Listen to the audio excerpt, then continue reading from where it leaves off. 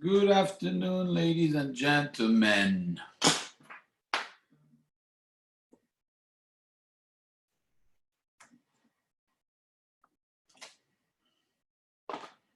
Can you hear me? Yes? Okay. Yes, absolutely. We can hear you, we can see you. How are you, Mrs. Lipton? Thank God I came home early from my daughter's house to be on your class. Oh, thank you. That's so humbling. It was nice to see you the other day. Thank you for passing by. My pleasure. All right. So let's summarize, since we have always done so. Just very quickly, we are still discussing what is the Tselem Elokim, the image of Hashem.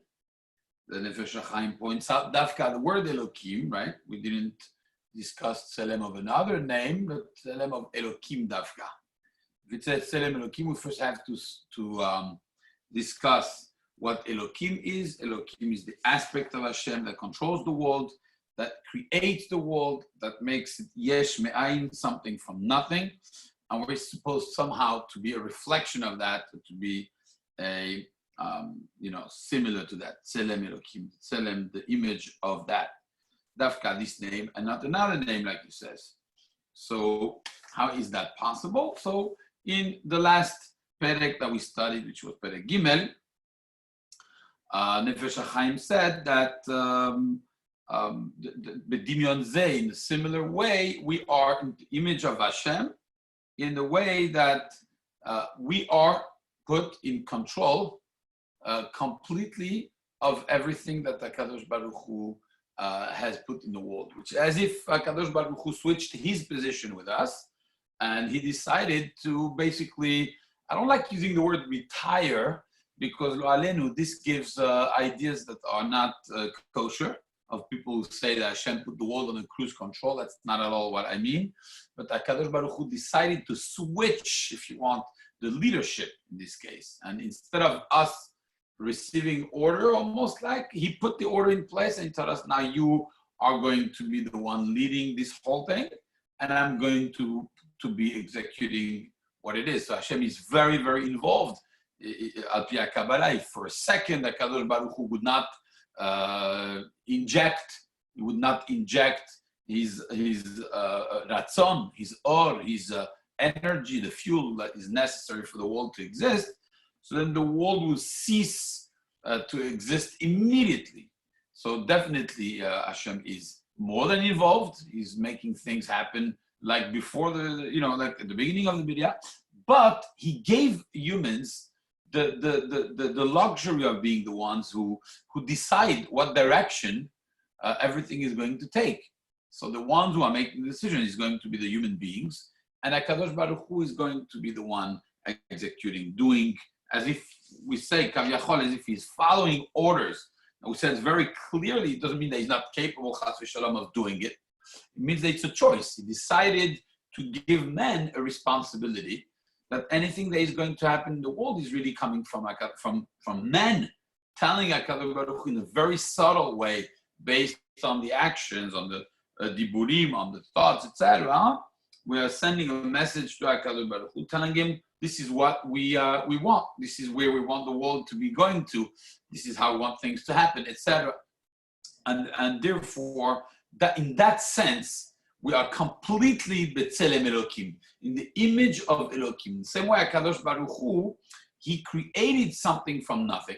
So too is giving us the opportunity to create something from nothing, which means that all the new creations happening and the way HaKadosh Baruch Hu is living the world is going to be based on our actions. And apparently there's a disconnection between the two. So it's a yesh me'ayin. The last time, I believe, Tamara asked a question, which was an excellent question. Is Hashem sometimes, having some exceptions to the rules? Hashem wants a certain direction for the world sometimes. That is correct. And sometimes Hashem would decide to do it differently. That is possible. But we are in a world of exception to the rule. once you're in exception to the rule, so then that's not the rule. So the rule is, the golden rule is, we are in charge of the world. And I want to be clear, when we say in charge of the world, it doesn't mean necessarily planet Earth. In charge of the world is much bigger than that. It's the whole Bidyan that includes everything down here and everything up there. And everything is up to us. We are the ones who are in charge. We are the ones who decide.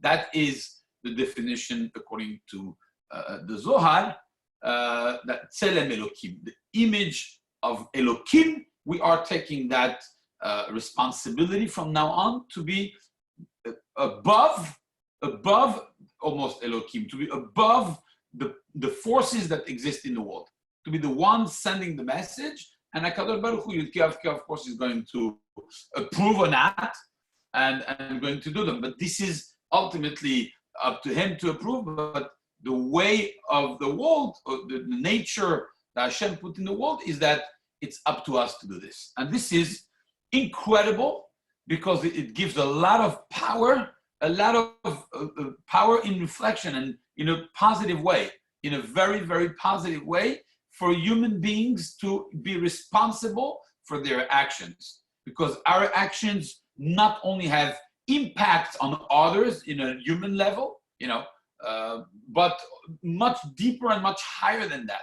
Our actions are actually dictating, kaviyachol, it's a big deal, dictating to HaKadosh Baruch Hu b'chvodo v'atzmo how to do things and what direction to take the world to. Hashem gave us the key to everything in us. And of course, responding to that, HaKadosh Baruch Hu decides to do that. But this is an incredibly powerful tool that here HaKadosh Baruch Hu made in us. So for the ones who don't have the text, I strongly encourage, today we're starting Perek Dalet, I strongly encourage that you get the text. If you do not have access to the text, I will read and translate anyways and explain. But if you could have access to the text, this is the Nefesh Ha'Chaim, Sha'ar Aleph, Perek Dalet. If you don't have the book, you could see it on Sefaria.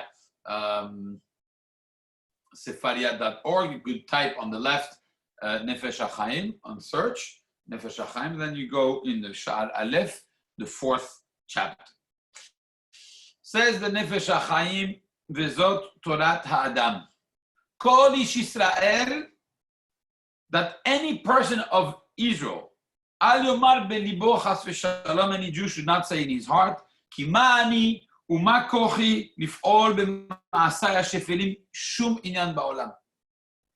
Nobody should ever think or say, who am I that my actions would have any repercussion, any consequences, or any ramifications higher than, my entourage. Nobody should ever think that. Now, before I continue, I know people may have the question, why does it say Ish Israel? At no point up until now, we never spoke about Jews. I don't know if you realize. All the Nefesh Ha'Chaim is saying, we're talking about Adam. And Adam of the Biriyat HaOlam is not a Jew. It's a regular human being. So why all of a sudden, first time in Perek Dalet, Rav Chaim Mivolozhin is now switching from humanity, from human beings, into Jews? It never said Jews anywhere to now, unless I'm wrong, but up until now, we're only talking about human beings. Am I correct? I think so, no? We're talking about human beings being created to the Tselem Elokim. That's not talking about Jews. So why are we all of a sudden shifting now to the Jews? Would you have any idea on that? You can unmute yourself if you want to comment, if you want to say something, but apparently we never spoke about Jews up until now. Why is now the power given to the Jews? Anyone has an idea? If you don't, I have an idea. I don't know if it's true or not. I think it is, but Rabbi, can you give us context in terms of why the question is coming up?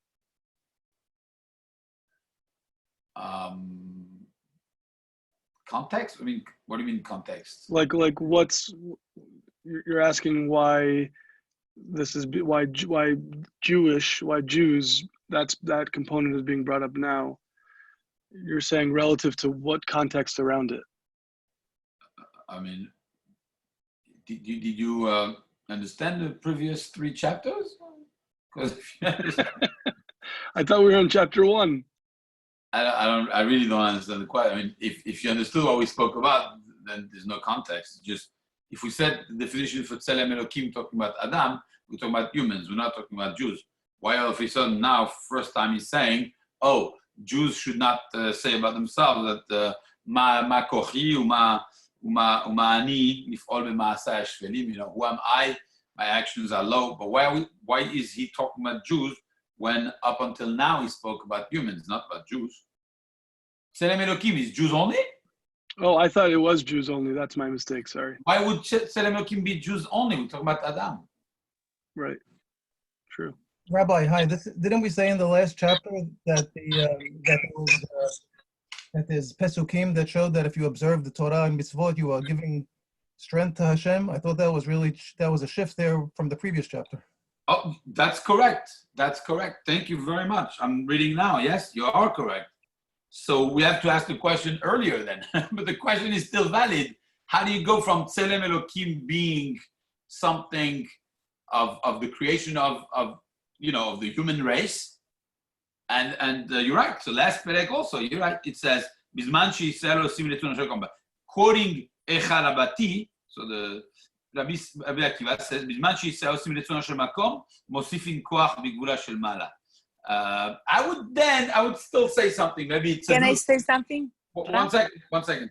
The previous chapter, he was talking about all humanity, but then he brought a proof. That was a proof that we have an impact on that. So he's quoting a unrelated midrash in Echa Rabati that tells you when Israel osim letzon Hashem makom, etc. His focus, though, is not on Israel. So I would like to still say, but it doesn't really matter if it's the previous Perek or this Perek.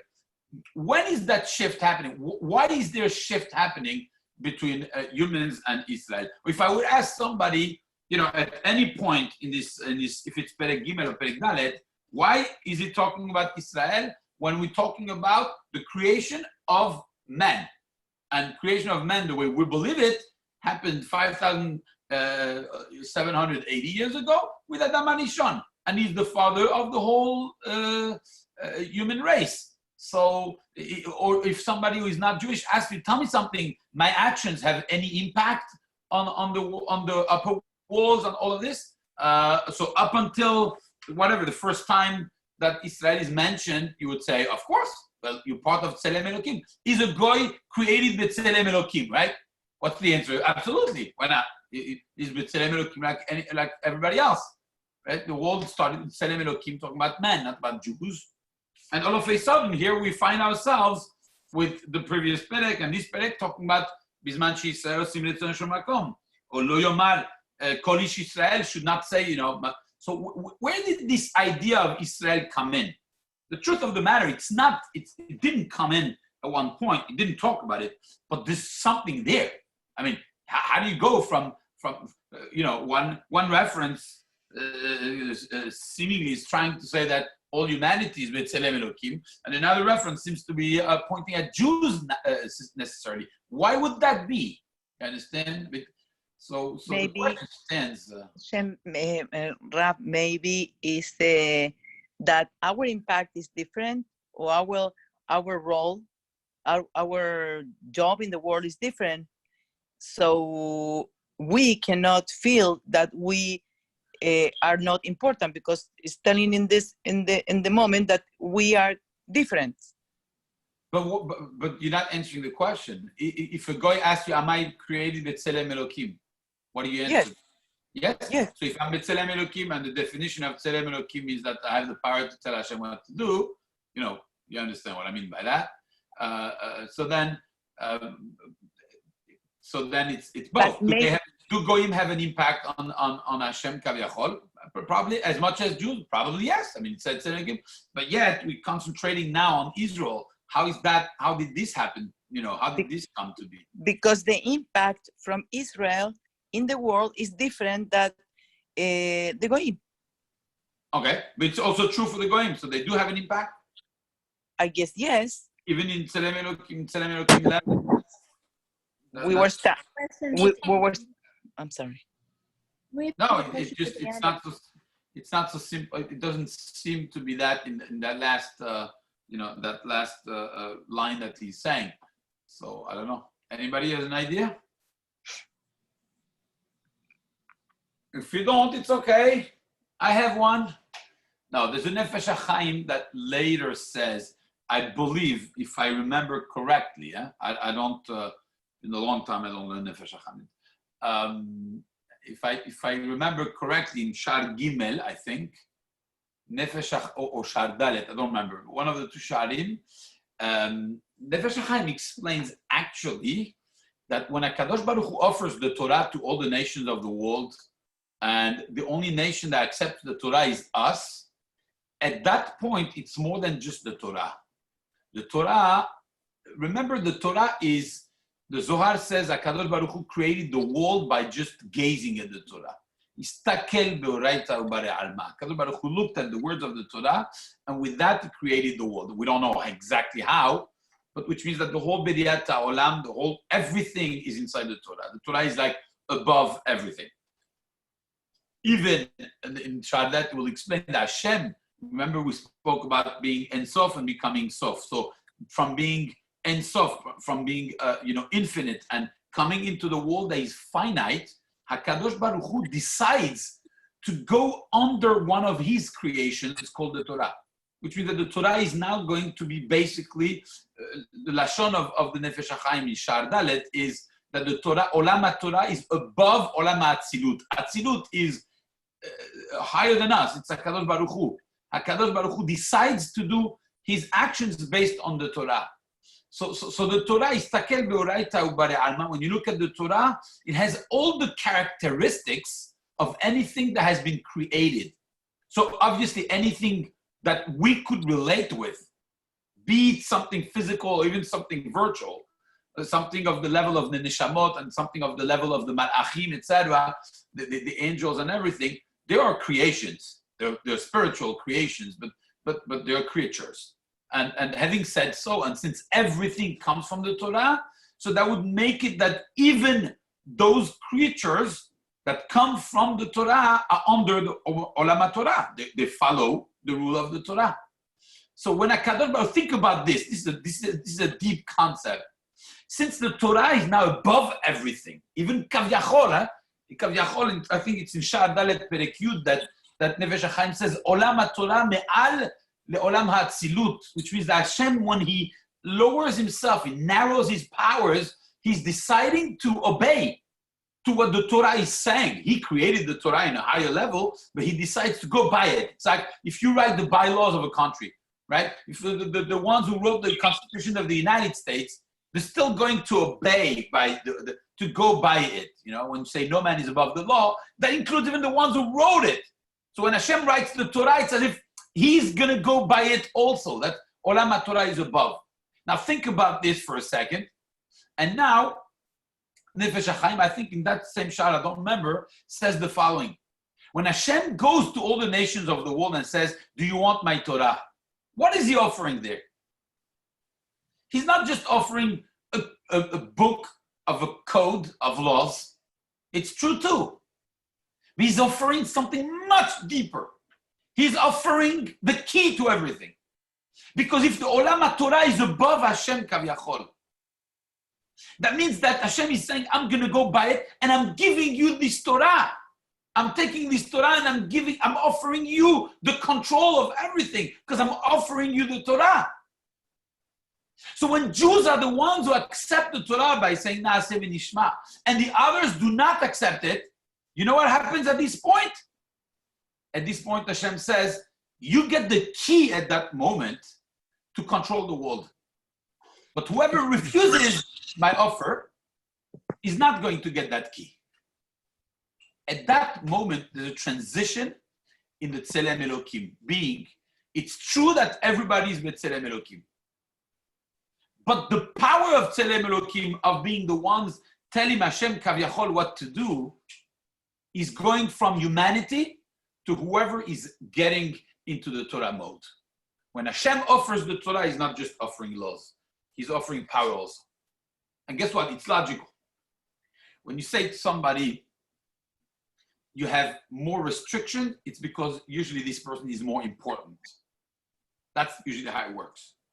I said several times the example, but when people are, more chashuv, the more chashuv you are, the less liberties you have. Right? To the extreme, of course, the extreme is the president of a country. The president of a country cannot have the liberty of drinking a coffee in Starbucks, of taking a walk with their dog in a park. They don't have the liberty of going to a beach and relax. They don't have the liberty of walking in the street. So all these restrictions happen. Why? Because they're a very important person, VIP. The more VIP you are, and the more restricted you are. When Hashem comes to give the Torah to somebody, he's not just giving restrictions and laws and annoying stuff. No, he's also giving something much deeper. He's saying this comes as a package. This comes because you're an extremely important, valuable person. And what is the value of the person at that moment? Is when HaKadosh Baruch Hu comes to the person and says, from now on, you have the key to that Torah because I'm giving this Torah to you and I'm going by that Torah. And you're going to be learning it, you're going to be interpreting the Torah, you're going to be telling me when is the Yom Tov, the famous, that the Chachamim are the ones who decide when the Chagim are, etc. And God is going to go by that. So that power comes, it's a package deal. So says Nefesh Ha'Chaim, again, I think in Shar Dalet, when Hashem offers the Torah, he's offering more than the Torah. He's offering that control. And that moment that Bnei Israel accept it and others do not, they decide to be subject to the decisions that the Klal Israel is taking. Because Hashem at that moment is transitioning the Tzelem Elokim to be only in the Klal Israel. At that point, it's open-minded to anyone. Whoever is going to want to accept the Torah and go by the Torah is going to get that privilege. So that is when there's a shift happening between the other nations of the world and the Klal Israel. Yes, the other nation of the world could have very limited decisions at the level of Nefesh, at the level of this world, not higher than that. Although they are creating the Tzelem Elokim, but they don't have anymore that characteristic that makes the human beings. It doesn't mean they're not human beings, Chas v'Shalom, and they are Tzelem Elokim, but that power is restricted now, narrowed to one sector of humanity, and that is going to be the Klal Israel because of their adherence and their receiving of the Torah. Understand how this shift is, happening? It's a very interesting perspective. I have to see the Lashon again, but this is how it works. I can't really see if you agree, if you like it, because I only see boxes, I don't see people. But we love it. I'm sorry?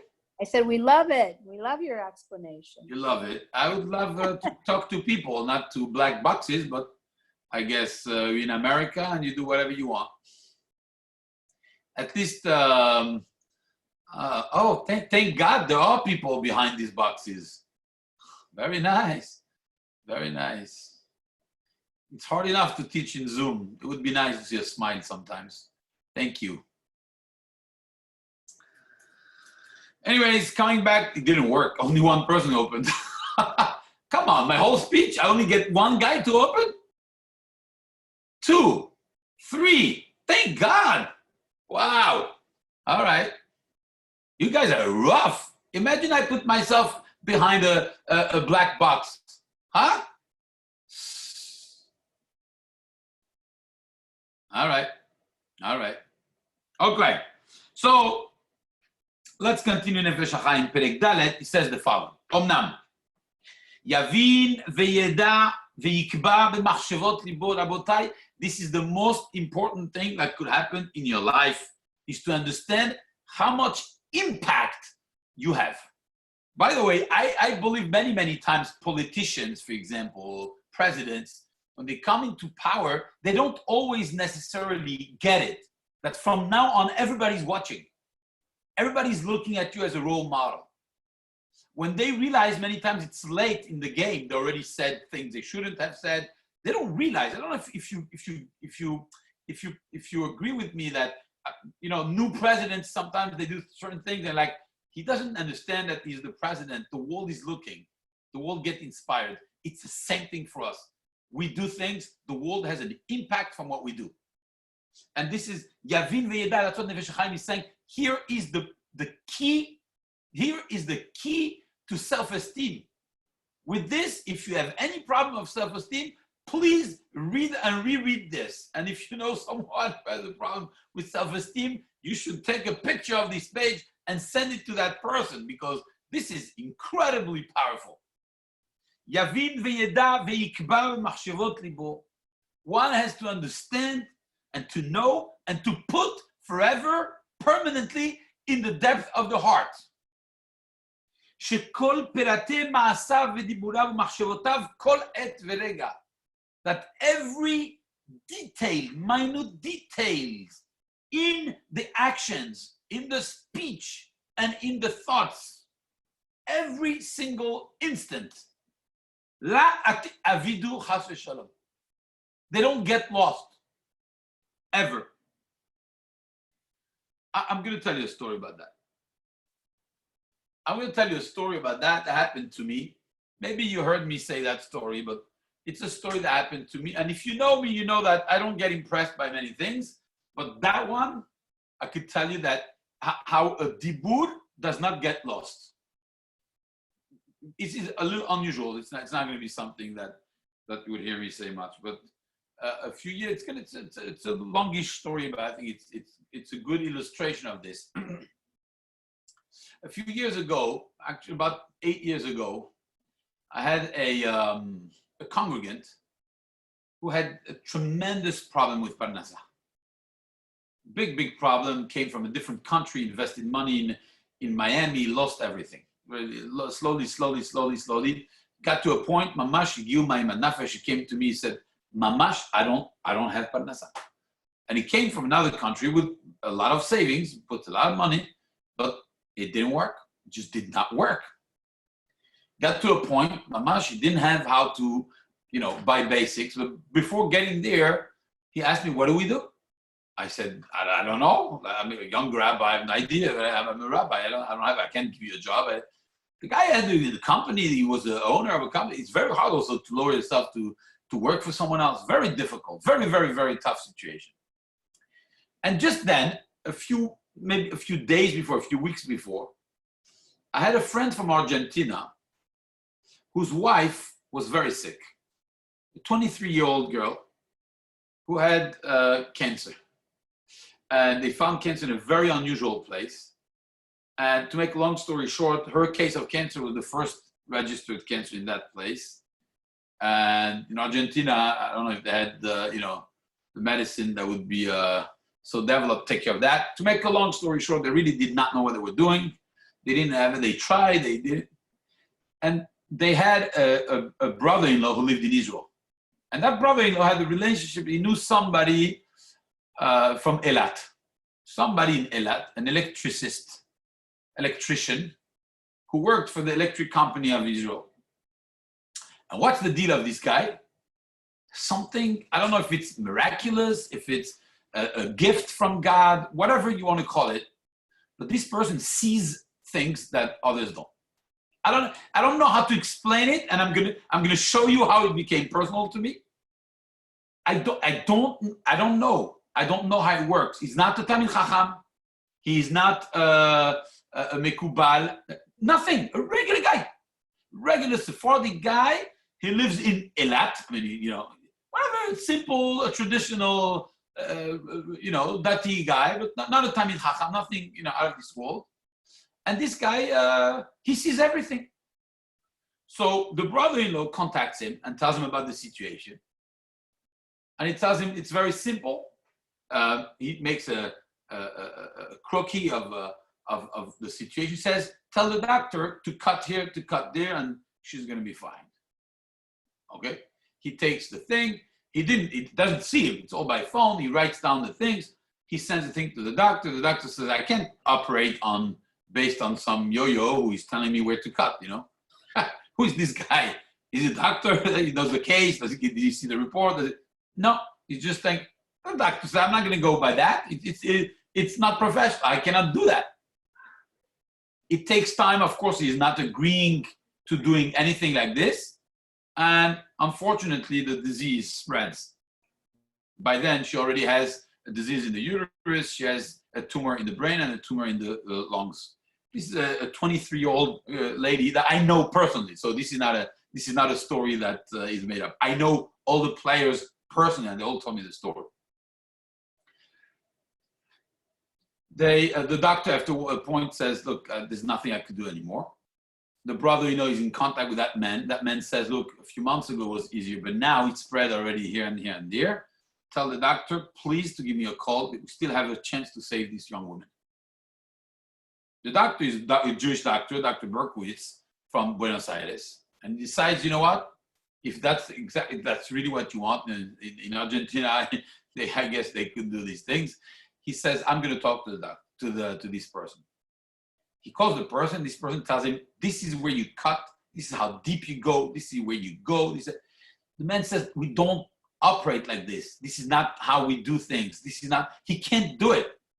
At the end of the story, they sign a waiver, do exactly what this person tells you to do. There's nothing to lose. She's going to die. There's nothing to do. He does exactly what this person tells him to do.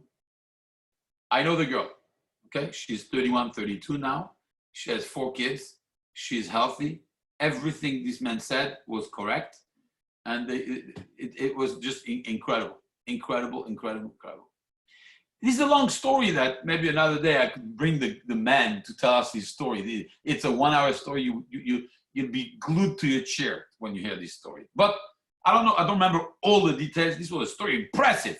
I remember this story is, and the in-laws lived in Mexico, so I knew them very, very well. That's how. To make a long story short, I'm like, when it happened, I asked for the number of that guy in Eilat. I said, you know what? It's always good to have one of those guys on your side. So I still have his phone number. It's in my contacts.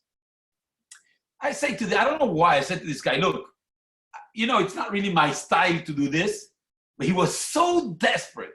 He was mamash. He had no solution to his parnasa problem. I didn't have an idea. I was young. I said, look, if you want, I could call this guy. I said, you want to call this guy? I'm going to give you a number. Call this guy. Don't keep the number because he's not a famous guy. He doesn't ask for money. He's not one of those. I said, just give him a call and talk to him. Maybe he could direct you a little bit how to do this. He said, I don't speak Hebrew enough. Please do it with me, blah, blah, blah. I said, you know what? Fine. I never spoke to him, but I'll do it for you.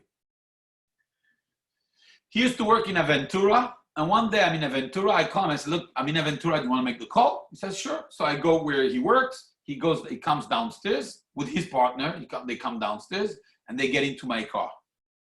And he sits in the back seat, and his partner, whom I didn't really know, sits in the front seat next to me. So I make the call. And he answers. I'm like, hi, Shalom, Eddie. How are you? Yeah, who is speaking? I tell him, my name is Rabbi Koskas. I'm a friend of such and such. The story, you remember? Oh, yeah, of course. Baruch Hashem, how is she doing? I'm like, yes, she's doing great. Thank you. You're really a savior. It's unbelievable. I said, look, I don't know you, but I have somebody in my kehillah. I tell him a little bit about myself. I have somebody in my kehillah, and this person is next to me, and he's here with me, so we could ask you for your opinion about a parnasa problem. The guy's in Israel, and he tells me on the phone, are you sure it's the one next to you, or is it the one behind you? I'm like, God, I couldn't speak for like 35 seconds. I'm white like a sheet. How does he know that there's someone behind me or someone next to me? So I tell him, no, you're right. It's the guy behind me. He said, oh, I thought so. I'm like, oh, okay, right. All right. So that was introduction to this guy. He could see where I am. I never spoke to the man. He could see where I am. He could see who is who. And he starts throwing me names. And he tells me, it's a long conversation, 45 minutes. He throws me names of people that I know. And tells me, who is this? I remember he talked about my brother. He says, who is Rafael? I'm like, it's my brother. Oh, okay. And he asked me about somebody and somebody else. He asked me about Erwin. He asked me about Alberto Dayan at the time. He throws names like this. I'm like, how does he know? At one point, like after 15 minutes, I'm like, Eddie, אני לא התקשרתי בשבילי. אני התקשרתי בשביל מישהו אחר. I didn't call for myself. I called for someone else. Stop asking me questions about my life. I started freaking out. I didn't call for me. I called for him. He tells me, I have to know that it's you. I don't see you. So for me to understand, I have to make sure that I'm talking to you. And for me to know that I'm talking to you, I see names and I see things, and I have to ask you to make sure that you are the person I see. I was in shock. But I'm telling you this story for the following. At one point, he throws me a number. And he tells me, what is number 33? 33? I don't know. He tells me, you said number 33. You said number 33. I see a number 33 identifying with you. 33. And that was not my age. And then I remember, that was maybe a Monday. On Shabbat, I had a guest in the house. And that guest was the brother of Richard Saka, Joe Saka, the older brother of Richard. And Richard was actually in my house with his family, then we were much smaller families. And Joe was in my table, and he's telling me that it's his birthday. I'm like, oh, happy birthday. How old are you? 33. And I started saying, oh, you're 33? Oh my God, you're so old. I think I was 31, so we're making fun of his age. 33, oh my God. At the age of 33, what's going to happen? So I tell Eddie, oh yes, on Shabbat, I had a guest. And we said number 30. I said, oh, that's what it is. So I see number 33. At that point, I started thinking, I'm like, look, I don't know this guy. I don't know this story. It's very weird. By the way, I never called him back because it's very, very spooky. I can't do that. It's not my style. But this is real. I mean, coming from me, believe me, I'm a rational guy. Coming from me, I did not exaggerate anything. And there are many, many more details in that story, but it's irrelevant for now. But one thing is clear, Rabotai. I said the number 33. He could see the number 33 a few days later. Look what he's saying here. Somebody has to understand שכל פרטי מעשיו ודיבוריו ומחשבותיו כל עת ורגע, all the details of our actions, of our דיבורים, of our thoughts, every single instant. לא יתאבדו, חס ושלום. They do not get lost. יתאבדו comes מלשון לאבד. They don't go באיבוד. They don't get lost. You think you finished talking, it's finished? Ma pitom, they stay there. A guy could see my number 33 that I said several times on Shabbat. On Monday, he could see it. How? I don't know. But he saw it. He tells me, what is number 33? It's not a coincidence, by the way, because he asked me so many things, and each one of them were on target. This is not a coincidence. They don't get lost. Maybe we can't see them. We can't appreciate them. We can't feel them, but they're there. They're there. Now, this is not discouraging. This is very encouraging. I think it's a very positive thing. He's telling you're a chashuv person. Everything you do has an impact. And everything you do lasts. And everything you do exists. They're there. Not because you don't see them or you don't feel that you're such an important person, it means that they're not there. They're there. I have a shake-up for my life at this point. The guy tells me the number I said. This is crazy. I mean, I could go on and on. This conversation, I'll never forget it, ever, ever, ever. I don't know what happened to this guy. I don't know if he's probably listening to us right now. I don't know. Maybe it's one of the black boxes here. You know, black box. Maybe it's the Q. Maybe it's the, I don't know, one of those black boxes. By the way, he doesn't need to connect on the Zoom. He's hearing us without it. So it's not one of the black boxes. Anyways, so these guys, whatever, it's okay, whatever. It's a story and it happened. But the point here is that what we do, what we say, they're here. They're here. And therefore, מרבו מעשיו ומאוד גדלו ורמו שכל אחת עולה לפי שורשה. Every single action, every single dibur, every single machshava, they go wherever they belong. They go to the shoresh, the root of where we come from, each one different.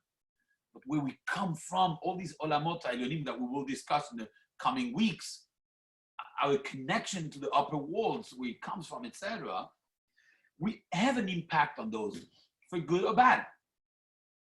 Ola kefi shorsha, it goes up to its root, לפעול פעולתה בגובהי מרומים, to do what it has to do in the upper worlds. So we're not this small little insignificant human being that is not having any impact on anything. Chas v'shalom, sheker. We have an impact on the world much bigger than this world, much higher than that. גובהי מרומים, שורשי מעלה, בעולמות וצחצחות האורות העליונים, in all the olamot and all the sparks of Kedusha that exist in the world. That's how far our actions go. They reach high. Therefore, says Nefesh Ha'Chaim, don't think that low of yourself. You know, the Baalei Machshava say one of the biggest problems of, agents of the Yetzer Hara is the Anava. When he comes, he says, you are so insignificant. You think your tefillah is going to make a difference? You think your action is going to make a difference? You think your machshava is going to make a difference? Says Nefesh Ha'Chaim, absolutely. Absolutely, yes. It doesn't work because you think that it doesn't work. But it works if you know that it works. But if you don't think it works, it's not going to work. So the first mistake is you are B'Tselem Elokim, you're VIP. You're a very connected individual. You have special connections that watch you 24/7. Secret agents always with you. Ben Litov, Ben Limutav. Great thing, but also for the opposite. This puts you in perspective. You're president of yourself. Tselem Elokim, in the image of Elokim, that can move worlds the same way Hashem created worlds. You also do that. You do the same. Yesh me'ayin. And this happens every detail of our life. Now, if that doesn't work as a good therapy session for someone who has low self-esteem, I don't know what works. Because this is very, very powerful. So today, we may have done only 4 lines in the Nefesh Ha'Chaim, but I think this is the beginning of a very important discussion that will continue Be'ezrat Hashem next time. If anyone has a question, now is a good time. Anyone? Okay. So then we are good, Baruch Hashem, good to go. Thank you very much for being here today. I wish you an excellent rest of your day. Be well, ladies and gentlemen. Thank you for the ones who showed their face. They're showing their face. Zah Baruch, Rabbi. Thank you. Thank you, Steve. Thank you, Rabbi. Thank you.